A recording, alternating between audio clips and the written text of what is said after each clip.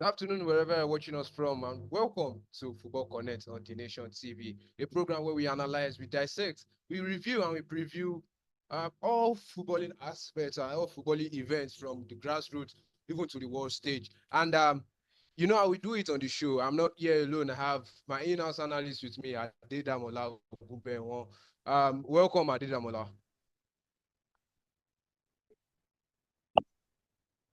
Yes, thank you. Can you hear me? Yes, you are on. You are on, Adedamola. Okay, thank you.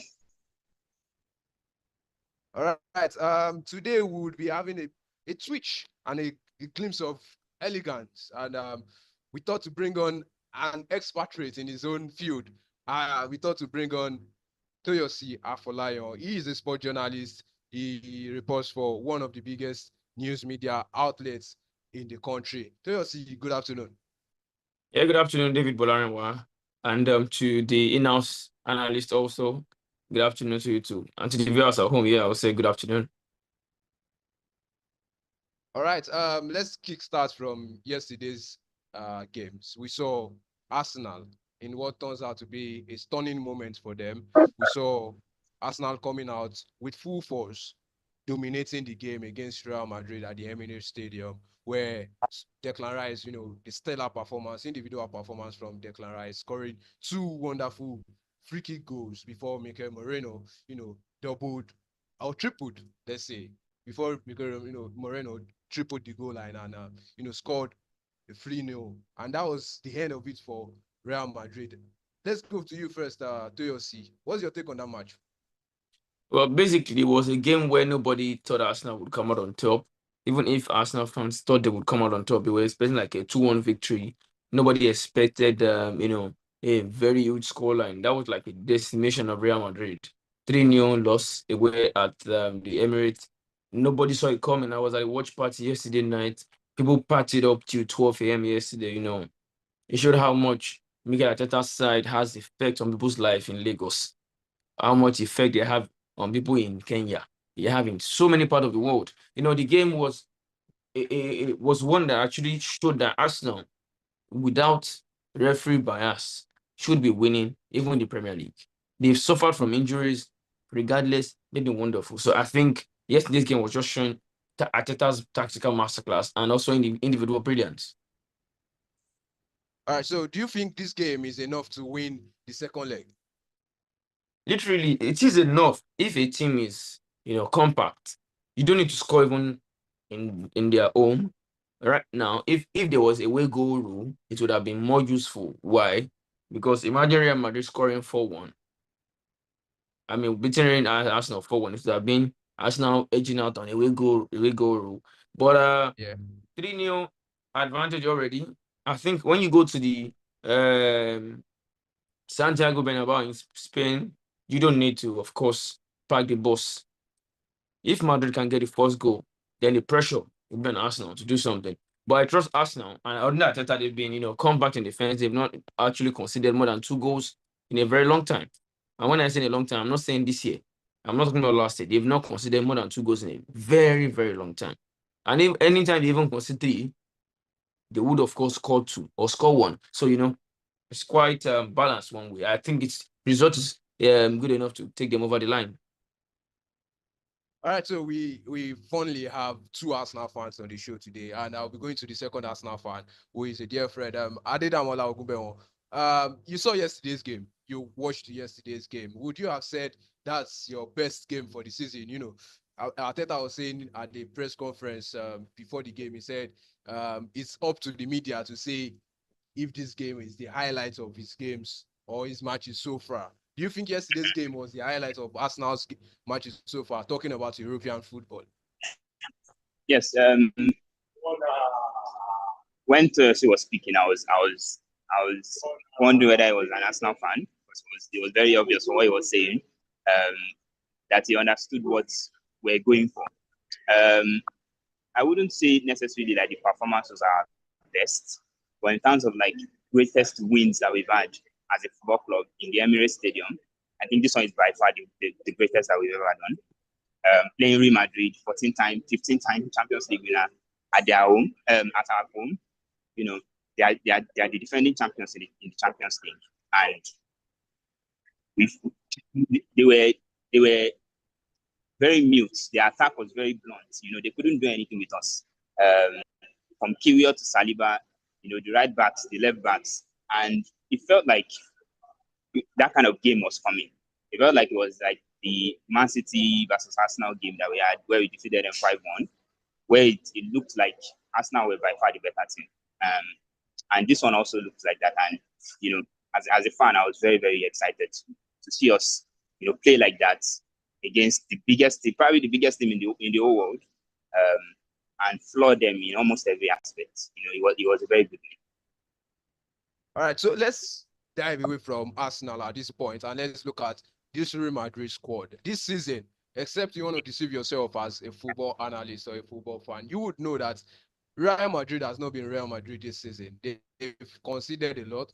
They've not played as a team.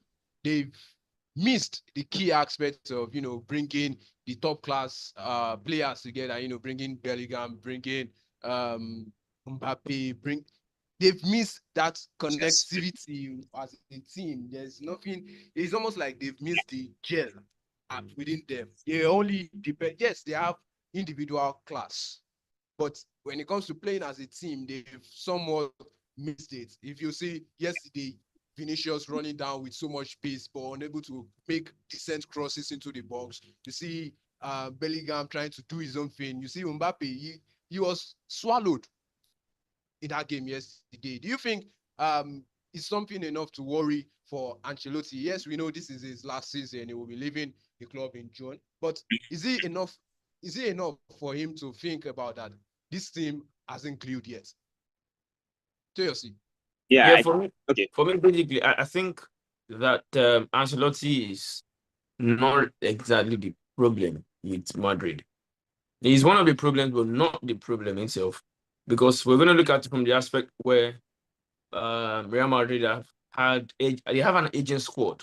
Left back, apart from Ferdinand Mendy, who's young. I think Fran Garcia is not in the level of Real Madrid yet. Valverde is not a right back, but he can slot in at right back. But of course, I think the squad needs to be overhauled in defense. Centre back pairing, Raul Asensio, Eder Militao, what's this man's name? Antonio Rudiger. Three of them are still for the future. But you see David Alaba, Dani Carvajal, Lucas Vasquez, three of them, they need to leave or probably phase them out of the squad. And also, the over-reliance of Luka Modric. He's 38 years old now. I'm not saying it's not good enough, but we are just getting to see that it is not really Luka Modric that is putting up the performance in midfield. It had to be Toni Kroos. Iniesta could play alone. Xavi could play alone. Busquets could play alone. But we have seen ever since Kroos left Real Madrid, it's never been the same for Luka Modric. Adedamola, what's your thoughts? Yeah, I was going to say that you see the problem with Real Madrid when you look at what Ancelotti says. He said yesterday that they lacked football, and it was very funny to hear some of the comments that he was making. When he was speaking about the attack, he was saying there was no balance. Right? And if you saw the game, you could see that there was no balance, especially in the second half where, it felt like the pressure on, as Toyosi said, on Luka Modric was too much. And he couldn't carry it, as the Paris was pressing him, he had Moreno pressing him too, and he had Skelly too on him. So, so many things for him to carry and to watch in the midfield. In attack too, it wasn't gelling. Rodrigo wasn't finding Mbappe.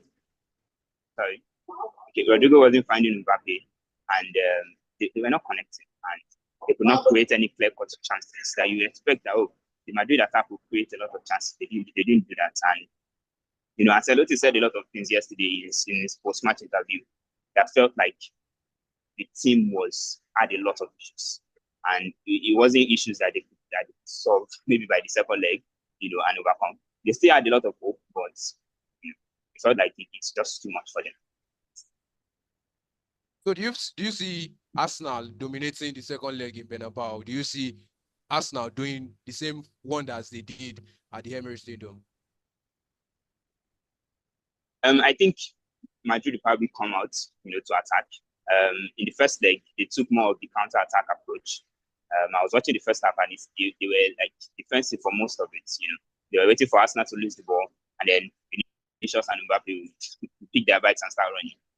But in the second leg, it should be more attacking from them, and Arsenal will probably change their orientation and go more defensive and look to catch them on the attack.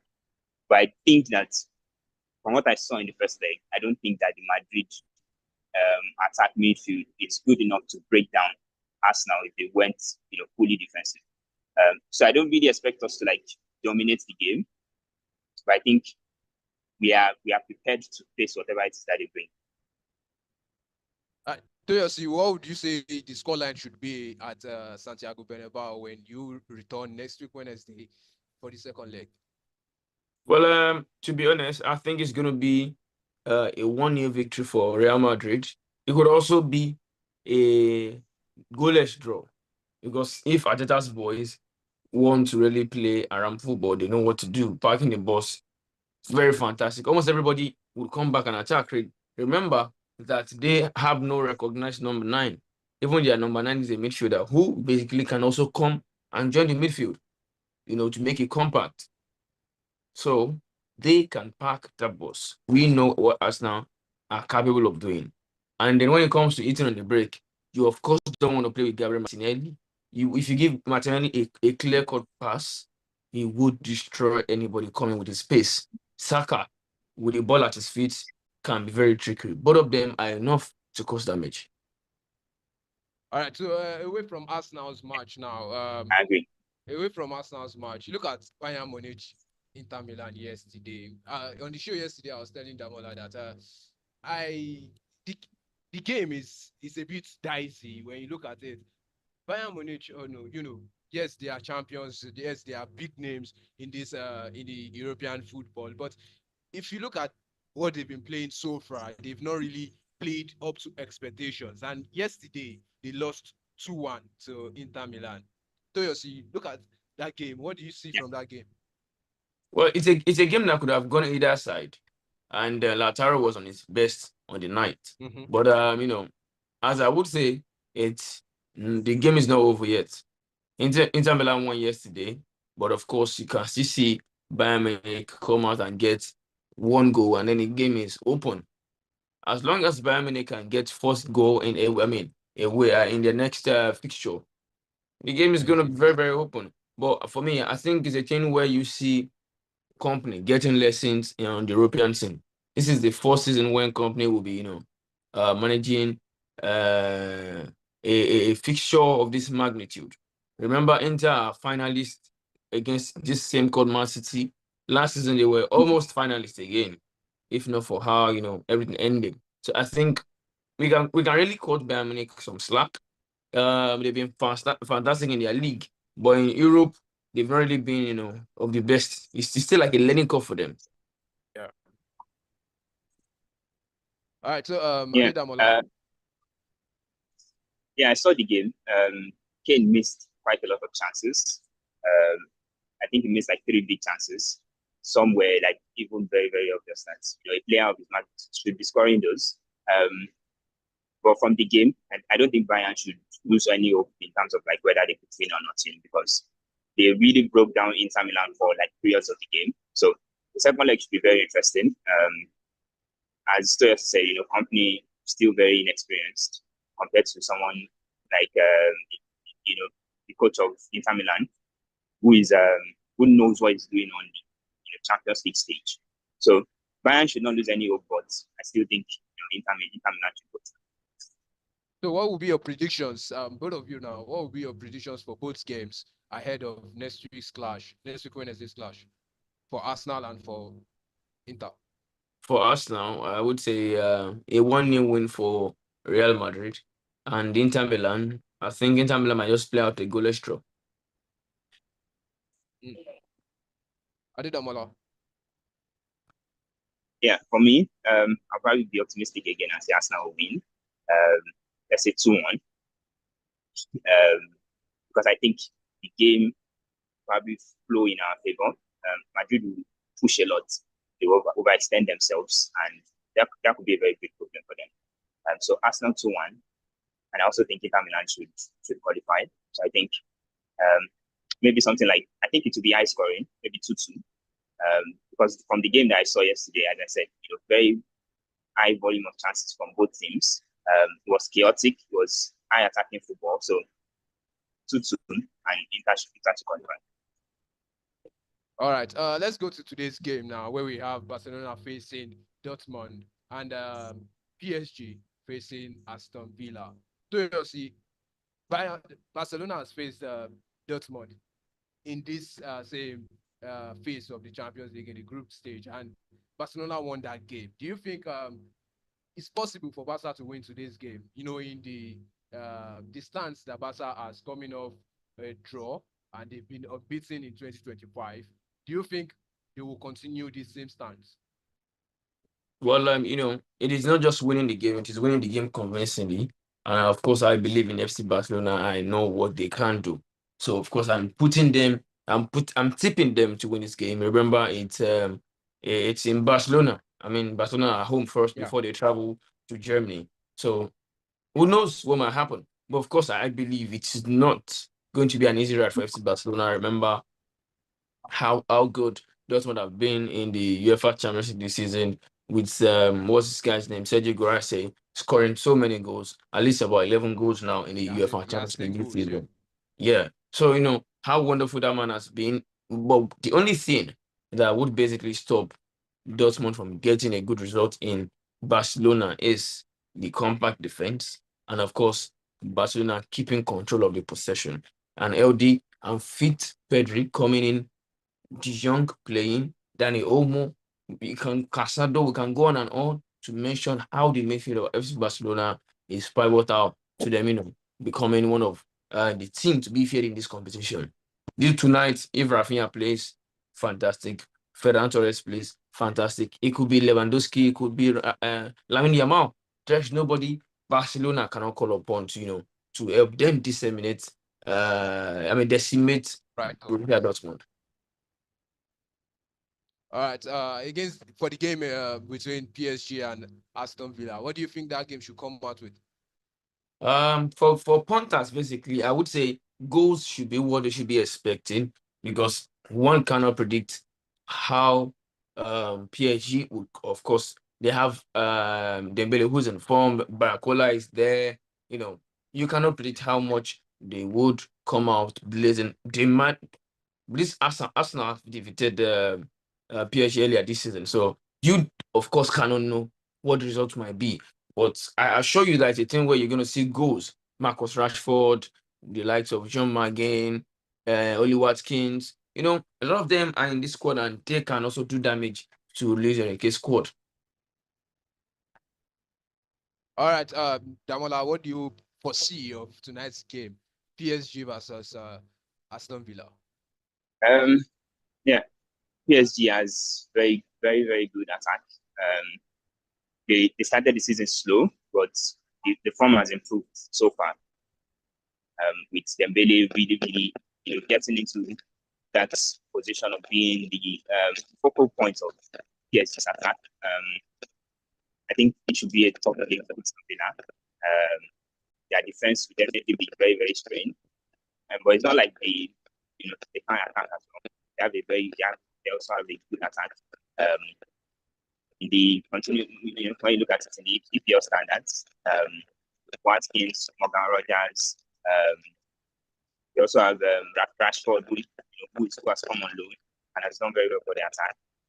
So I think it's a game that could be unpredictable, because both sides have very, very strong attacking players, and they know how to play as a team.